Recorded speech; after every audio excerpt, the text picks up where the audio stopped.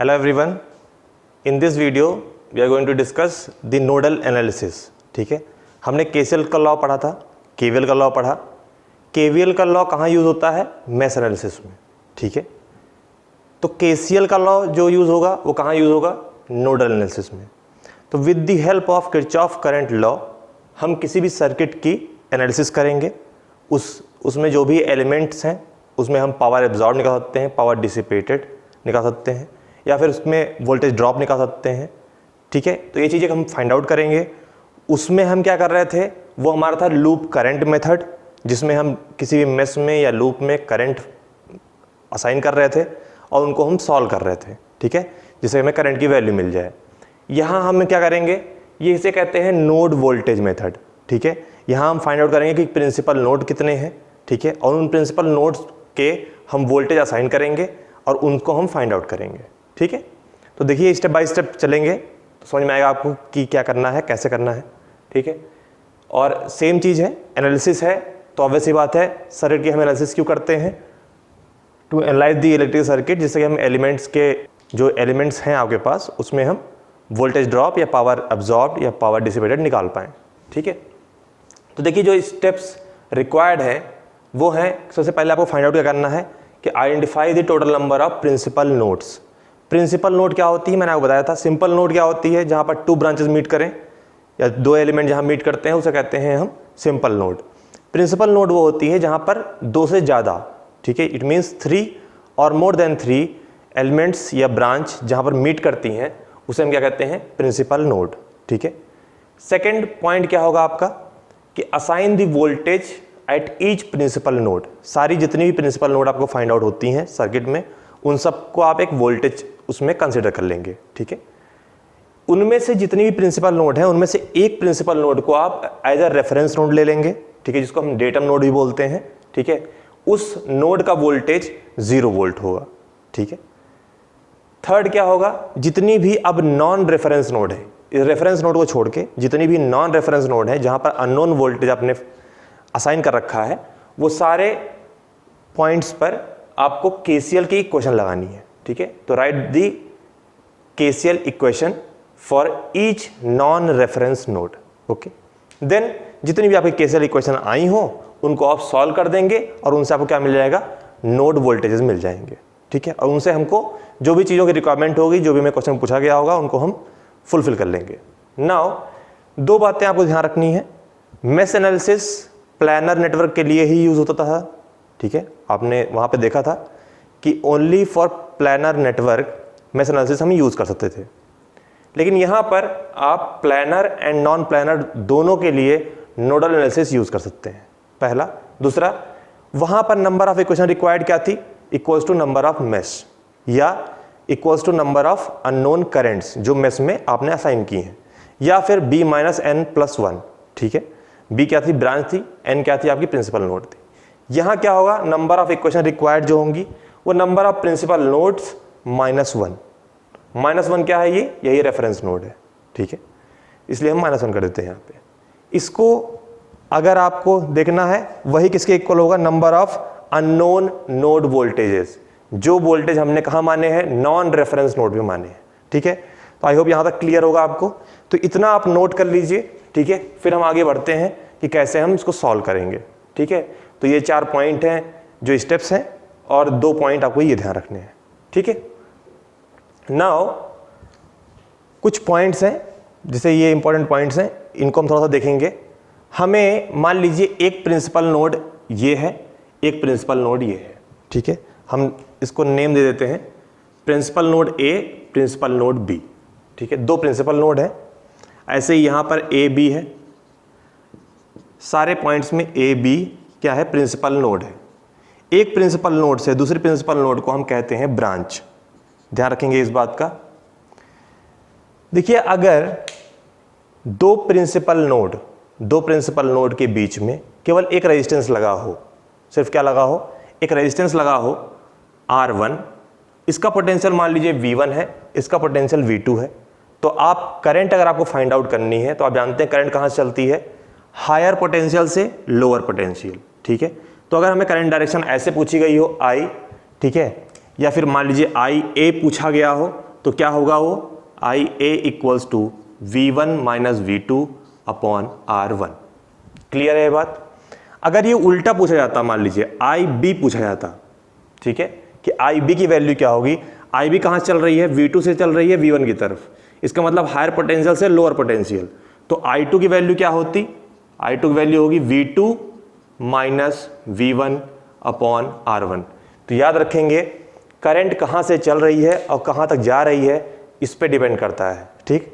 तो देखिए अगर V1 से V2 जा रही होगी तो आप लिखेंगे V1 minus V2 potential difference upon total resistance in the branch. तो ब्रांच में रेजिस्टेंस क्या था, R1, वो लिख दिया मैंने, ठीक है।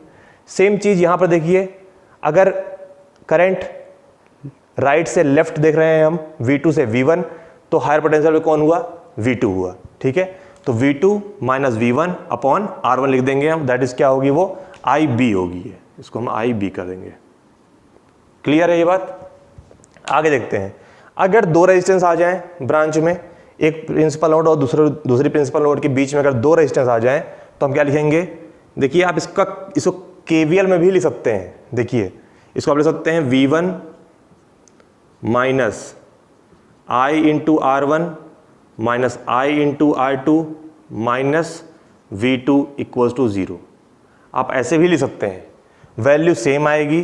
I क्या वो, I equals to potential difference means V1 minus V2 upon R1 total resistance in the branch, ठीक। तो आप देखिए R1 प्लस R2। क्लियर है ये बात। सी में देखते हैं, यहां पर क्या हुआ, एक बैटरी आ गई, ठीक है।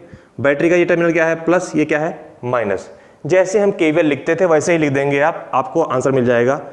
कहां से करंट चल रही है, V1 से करंट चल रही है, तो क्या लिखेंगे आप, V1 minus I into R1 plus से माइनस तो minus VA and minus V2 equals to 0, ऐसे लिख लीजिए। या फिर आप यहां से चलिए, आप I से सीधे लिख देंगे, I equals to potential difference, यहां चलना है, सारी बैटरी देखते जाइए, तो क्या हो जाएगा V1 माइनस क्यों, क्योंकि प्लस से माइनस करंट जा रही है, प्लस से माइनस, तो minus VA minus V2 upon R1। चाहे आप यहां से देखिए चाहे यहां से देखिए, बात सेम है। क्लियर है बात, ठीक है। इसके लिए अगर लिखेंगे तो हम डायरेक्ट लिख देते हैं। देखिए करंट कैसे चल रही है, लेफ्ट से right, this is plus, this is minus, this is minus, this is plus. कैसे लिखेंगे, I इक्वल्स टू, देखिए V1 से चल रहे हैं हम, तो V1 प्लस से माइनस तो minus VA plus VB minus V2 upon R1। Clear है ये, R1 R2 भी है इसमें, तो R1 plus R2। I hope इसमें कोई दिक्कत नहीं होगी। अगर ऐसी दिक्कत होती है आपको तो आप इस तरह लिख के तब इसको कर लीजिए, कोई दिक्कत नहीं है, ठीक है। इसमें देखिए अगर हमें करंट जाननी है, ध्यान समझिएगा, point E is most important. अगर किसी भी दो प्रिंसिपल नोड के बीच में अगर करंट सोर्स लग जाए, ठीक है, तो याद रखिएगा किसी भी सेम ब्रांच में दो करंट्स नहीं हो सकती, ठीक है। तो इसका मतलब अगर करंट, हमारी करंट जो हमने मानी है उसकी डायरेक्शन I1 जो करंट सोर्स की डायरेक्शन है, दोनों सेम है, तो हम लिख देंगे क्या, I equals to I1, simple. यही हो जाएगा आपको करंट की वैल्यू। उसमें रेजिस्टेंस लगा हो, कुछ भी लगा हो, उससे कोई फर्क नहीं पड़ता है, ठीक है। अगर हमें ये करंट सोर्स उल्टा लगा होता तो हम लिख देते I की वैल्यू क्या होती, माइनस I1। इस बात का ध्यान रखेंगे। नाउ इसमें देखिए करंट चाहिए आपको, देखिए सब में हम क्या निकाल रहे हैं, हम केवल करंट निकाल रहे हैं। देखिए करंट निकाला, यहाँ पर, यहाँ भी करंट निकाला, यहाँ भी करंट, हम हर जगह क्या फाइंड आउट कर रहे हैं, करंट फाइंड आउट कर रहे हैं। तो देखिए यहाँ अगर करंट की बात करेंगे, इस ब्रांच में रेजिस्टेंस भी है, दो रेजिस्टेंस है, बैटरी भी है, सब कुछ है यहाँ पर, बट क्या लग गया यहाँ पे, करंट सोर्स। इसको इस बार क्या करते हैं, डायरेक्शन चेंज कर देते हैं।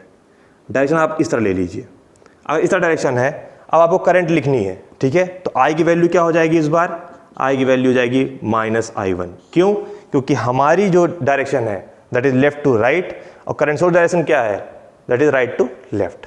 तो ये पॉइंट्स आपको याद होने चाहिए, इनमें आपको कोई दिक्कत नहीं होनी चाहिए। अगर आपको इसमें कोई प्रॉब्लम नहीं है तो फिर आप कोई भी प्रॉब्लम नोडल एनालिसिस से सॉल्व कर सकते हैं, ठीक है। तो एक प्रॉब्लम लेते हैं, उसको सॉल्व करके देखते हैं कि क्या उसको कैसे हम सॉल्व करेंगे, ओके।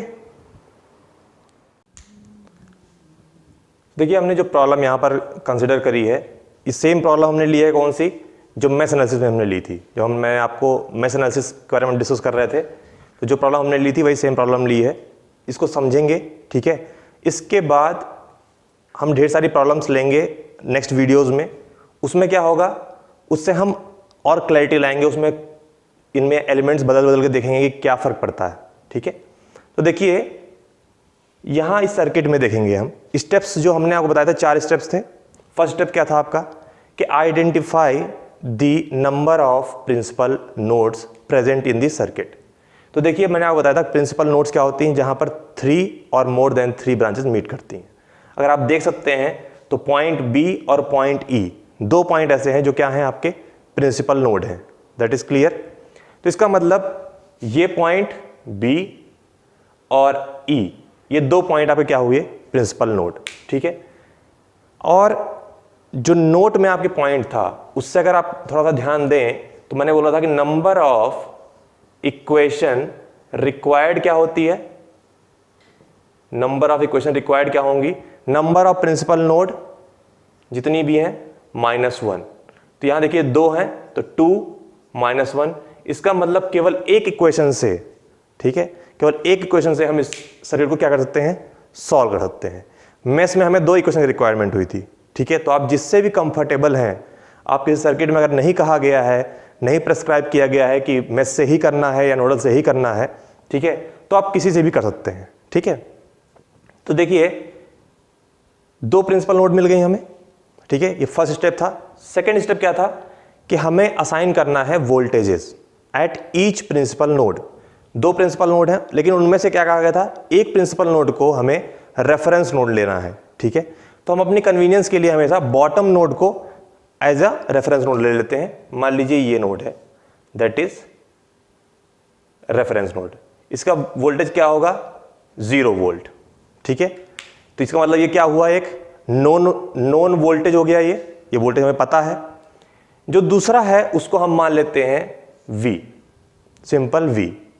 हमारा क्या हो गया, ये V हो गया, ठीक है। थर्ड था कि write down the KCL equations for each non reference node. हमारे पास नॉन रेफरेंस नोड कौन सी है, केवल B पॉइंट, ठीक है, क्योंकि ये रेफरेंस नोड है। तो इसका मतलब इस पर हमें क्या लगाना है, केसीएल लगाना है, ध्यान रखेंगे। और जिसका हम वोल्टेज मानते हैं, जिसको हम वोल्टेज असाइन करते हैं, उसको हमेशा हम बड़ा मानते हैं, ध्यान समझिएगा। तो हम क्या करेंगे, यहां से कितनी ब्रांचेस निकल रही हैं, 1, 2 और 3, ठीक है। तो हम तीनों में करंट क्या करेंगे, असाइन कर देंगे, ठीक है। मान लीजिए ये हो गया I1, this is I2 and this is I3, ठीक है। या फिर एक काम करते हैं, इसको I2 ले लेते हैं क्योंकि मेश में हमने I2 ही लिया था उसमें, और इसको हम I3 ले लेते हैं। क्लियर है। ये तीनों करंट जो हमने ब्रांच में कंसिडर करी हैं वो सारी क्या है, आपकी आउटगोइंग करंट है। क्लियर है। केसीएल में जब हमने वीडियो में पढ़ा था तो क्या था वो, कि algebraic sum of current at any node is equals to 0, ठीक है। तो देखिए यहां पर अगर हम इस पॉइंट पर इस बात को समझें तो मैंने आपको बताया था कि हम यूज क्या करते हैं कि sum of incoming current equals to sum of outgoing current at any node, ठीक है। तो अगर हम इस नोड की बात करें एट नोड बी, ठीक है, तो देखिए applying KCL at node B. अगर नोड बी पर हम KCL लगाएं तो देखिए I1, I2 और I3 तीनों आउटगोइंग है। हम क्या लिखेंगे, sum of incoming current equals to sum of outgoing current. यही तो होता है, आप जानते हैं, ठीक है। नाउ अगर ऐसा हम लिखते हैं, इनकमिंग तो कोई है ही नहीं, सारी क्या है, आउटगोइंग है। I1 outgoing, I2 outgoing, I3 भी आउटगोइंग है। इस नोड से सब आउटगोइंग है, बाहर जा रही हैं, ठीक है। तो हम क्या लिख सकते हैं, equals to I1 plus I2 plus I3। Clear है। तो इसका मतलब हमें मिला कि I1 plus I2 plus I3 equals to 0। ये हमारी क्या हो गई, आपकी इक्वेशन नंबर 1, ठीक है। हमें करना क्या है, हमें केवल I1 की वैल्यू लिखनी है, किस टर्म में, वोल्टेज के टर्म में। उसके लिए हम इसका यूज करेंगे, ठीक है। I1 की बात करते हैं, सबसे पहले किसकी बात करते हैं, I1 की, फर्स्ट करंट की बात करते हैं। तो देखिए I1 कहां चल रही है, प्रिंसिपल नोड B से प्रिंसिपल नोड E तक चल रही है। कैसे चल रही है, प्रिंसिपल नोड B से प्रिंसिपल नोड E तक। ध्यान रखिएगा I1 current principal node B से चलेगी और प्रिंसिपल नोड E पर खत्म हो जाएगी, उससे आगे वो नहीं जाएगी, इसे ध्यान रखेंगे आप। तो हमने जो भी करंट्स मानी है यहाँ पर सारी ब्रांच करंट्स हैं, यानी एक ब्रांच की ही करंट है वो, ठीक है। ऐसे ही B से E तक का जो पाथ है वो केवल किसके लिए है, I3 के लिए है। यहाँ B से C से D और D टू E I2 जाएगी। क्लियर है बात। देखिए अगर हम बात करें B से E तक, B then A then F then E, तो उसमें कौन सी करंट चल रही है, I1। एलिमेंट जरा देखिएगा, दो प्रिंसिपल नोड है, फिर रेजिस्टेंस है, फिर वोल्टेज है, ठीक है। तो ये किससे मैच कर रहा है, देखिए सेकंड वाले से मैच कर रहा है, हमारे थर्ड से, C से, ठीक है। तो C में देखिए principal node, resistance, voltage source और फिर अगली प्रिंसिपल नोड। कैसे हम लिखते हैं, V1 माइनस V2, ठीक है, और बीच में बैटरी है तो क्या लिखते हैं हम, V1 minus VA minus V2 upon R1। वो हम किस पे डिपेंड करेगा, बैटरी की पोलैरिटी पे डिपेंड करेगा। हमारे यहाँ पे पोलैरिटी कैसी है उसको हम देख लेंगे, ठीक है। पर केस कौन सा है, ये थर्ड केस है, ठीक है। तो इसको ऐसे ही लिखते हैं, जरा देखिए करंट कहाँ चल रही है, VB से, इस B पॉइंट से चल रही है, ठीक है। करंट कैसे चल रही है, ऐसे, ठीक है, ऊपर से नीचे। ये क्या है, ये प्लस, ये माइनस। जो करंट चल रही है तो 15 में कैसे जा रही है, प्लस टू माइनस, ओके। देखिए आउट गोइंग लेने का हमें यही फायदा ही मिलता है कि B से अगर आप चलेंगे, B पे हमें इक्वेशन लिखनी है और करंट आउट गोइंग है तो हमें V ही बड़ा लेंगे हम, प्रायोरिटी हुई ना, क्योंकि हायर पोटेंशियल कौन हो गया, फिर B पॉइंट ही हो गया, और E क्या हो गया, लोअर पोटेंशियल हो गया। तो देखिए सिंपल सी बात है, यहां से चलेंगे हम, क्या लिखेंगे, VB, ठीक है। अगला क्या है, वोल्टेज। देखिए प्लस से माइनस करंट जा रही है तो VB माइनस 15 माइनस VE जो क्या है 0 वोल्ट है, ठीक है, upon total resistance in the branch कितनी है, केवल 5 ओम है, ठीक है। जैसे हमने यहां लिखा था, ठीक है, थर्ड में देखिए सेम वैसे ही हम यहां से लिख लेंगे। थोड़ा देखिए आप, I1 की वैल्यू क्या हो जाएगी, V minus 15 minus 0 upon 5। Clear है, कोई दिक्कत नहीं होनी चाहिए। I2 को देखिए, I2 कहाँ है, सेम कंडीशन है जैसी I1 में थी, सेम है, रेजिस्टेंस है, बैटरी है। यहाँ से चल रहे हैं, देखिए ये प्लस, ये माइनस, करंट कैसे चल रही है, प्लस से माइनस नीचे की तरफ। तो VB minus 10 minus 0 upon total resistance in the branch कितना है, 20, ठीक है। तो क्या लिख देंगे, plus V minus 10 minus 0 upon 20 plus I3 की वैल्यू देखते हैं। I3 कहाँ चल रहा है, B से चल रहा है और E पे खत्म, और बीच में क्या है, केवल एक रेजिस्टेंस है। मतलब कौन सा केस है, ये केस पहला वाला केस है, ध्यान रखिएगा। तो क्या हो जाएगा, VB minus VE upon 25। Clear, VE क्या है, 0 है, तो क्या लिखेंगे हम, V minus 0 upon 25 equals to 0। यही हो गई आपकी इक्वेशन नंबर 2। यही इक्वेशन नंबर 2 आप सॉल्व कर लीजिए, इससे आपको क्या मिल जाएगा, नोड वोल्टेज मिल जाएगा, ठीक है। That was step 4। तो सॉल्व करिए इसको, देखिए क्या वैल्यू आती है आपकी, ठीक है, फिर हम मैच कर लेते हैं। चलिए इसको सॉल्व करते हैं। देखिए 5, 20, 25 इनका एलसीएम ले लीजिएगा, ठीक है। तो ले लेते हैं, ये क्या हो जाएगा आपका 100 इक्वल्स टू 0। यहाँ क्या हो जाएगा 20V, 20 वोल्ट V हो गया, and minus 300 plus 5 volt 5B minus 50 plus 4V, okay. इसको सॉल्व कर लेंगे, कितना आ जाएगा ये 29V इक्वल्स टू 350। तो यहां से वोल्टेज V कितना आ गया आपका 350 डिवाइड बाई 29 वोल्ट। देखिए इसको अगर सॉल्व करेंगे तो क्या आ जाएगा, ये 12.0689 वोल्ट। ठीक है, देखिए अब आपको जब वोल्टेज मिल गया, जो वोल्टेज आप फाइंड आउट कर रहे थे, ठीक है, स्टेप 4 में, तो अगर आपको अब क्या चाहिए, अगर मान लीजिए आपको करंट चाहिए I1, I2, I3 इनकी वैल्यूज चाहिए, तो देखिए आप लिख चुके हैं I1 की वैल्यू क्या है, I2 की वैल्यू क्या है, I3 की वैल्यू क्या है। तो सिंपल I1 की वैल्यू क्या हो जाएगी, I1 की वैल्यू हो जाएगी आपकी V - 15/5, V - 15/5। अगर आपको I2 चाहिए, I2 की वैल्यू होगी आपकी V - 10/20, V - 10/20। और I3 की वैल्यू क्या होगी आपकी, सीधे V/25। V की वैल्यू आपको पता ही है, ठीक है, सो आप इसमें पुट करते जाइए, आपको सीधे आंसर मिलते जाएंगे। ठीक है, तो I1 की वैल्यू क्या आ जाएगी आपकी, I1 वैल्यू आ जाएगी 0.5862 एम्पियर। ठीक है, I2 की वैल्यू अगर आप निकालेंगे कितना आएगा आपका, I2 वैल्यू आ जाएगी आपकी 0.103448 एम्पियर। ठीक है, ठीक है, और I3 वैल्यू निकालेंगे आप, वो आ जाएगी ऑलमोस्ट 0.48 एम्पियर। ठीक है, तो ये वैल्यूज आपको यहाँ पर मिल जाती हैं। ठीक है, अब अगर आपको वोल्टेज ड्रॉप निकालना है 20 × I2 कर दीजिए, ठीक है, 5 × I1 कर दीजिए, 25 × I3 कर दीजिए, आपको क्या मिल जाएंगे, वोल्टेज ड्रॉप मिल जाएंगे। पावर लॉस चाहिए, पावर एब्जॉर्ब चाहिए, पावर डिसिपेटेड चाहिए अगर, तो I2² × 20 कर दीजिए, तो 20 में आपको पावर मिल जाएगी। 25 × I3² कर दीजिए, तो आपको पावर एब्जॉर्ब किसमें मिल जाएगी, 25 ओम में मिल जाएगी। I1² × 5 कर देंगे तो पावर एब्जॉर्ब या power dissipated in 5 ohm resistor में मिल जाएगी। ठीक है, तो आप कुछ भी निकालना हो आपको, आप निकाल सकते हैं। ठीक है, तो वोल्टेज ड्रॉप निकालना हो या फिर पावर एब्जॉर्ब निकालनी हो, ठीक है, तो ये जो टोटल आपने देखा है क्या हुआ आपका, ये आपका नोडल एनालिसिस। ठीक है, तो आई होप आपको ये क्लियर हुआ होगा।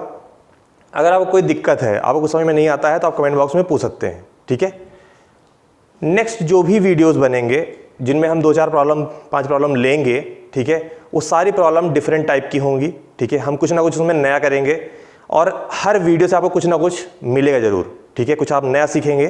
ठीक है, तो इन द नेक्स्ट वीडियो फिर मिलते हैं। Thank you so much, stay with us.